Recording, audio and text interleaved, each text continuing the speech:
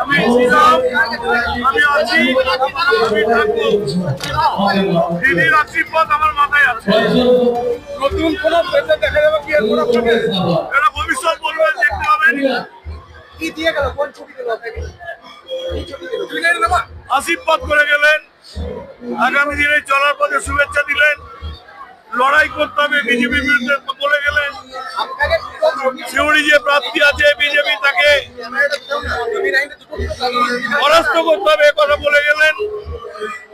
আর বলে গেলেন এগিয়ে চলো, আমি আমার আশীর্বাদ আছে। ঠিক আছে, একটা বিরোধীরা বারবার বলছে যে আপনি নাকি মানে প্রার্থী হননি বলে আপনি নিখোঁজ ছিলেন। আমি হচ্ছে গ্রাসরুটের মানুষ, ছাত্র রাজনীতি করেছি, যুব রাজনীতি করেছি, আমি ট্রেড ইউনিয়ন করেছি। 10 থেকে 12 বছর আমি ব্লকের সভাপতি ছিলাম। আমি আকাশ থেকে পড়ে এখানে রাজনীতি করতে আসিনি। অন্য কোনো দল থেকে এসে সুসময়ে আমি কিন্তু তৃণমূল কংগ্রেসের যোগ্য দিই নাই। আমি সিপিএম এ হারমাদের বিরুদ্ধে লড়াই করেছি অনুব্রত মন্ডল আর নেতৃত্বে। সুতরাং আমি তৃণমূল কংগ্রেস ছাড়া বিকল্প কিছু ভাবি না। যারা লিখছেন, যারা ভাবছেন, তারা মূর্খের সঙ্গে বাস করছেন।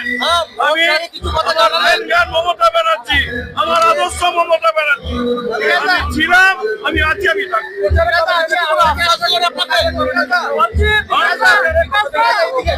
আমি আছি, কে বললো নেই? দিদি কি বললেন?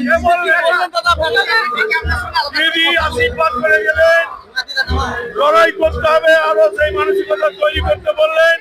আগামী দিনের জন্য শুভেচ্ছা কথা বলেন।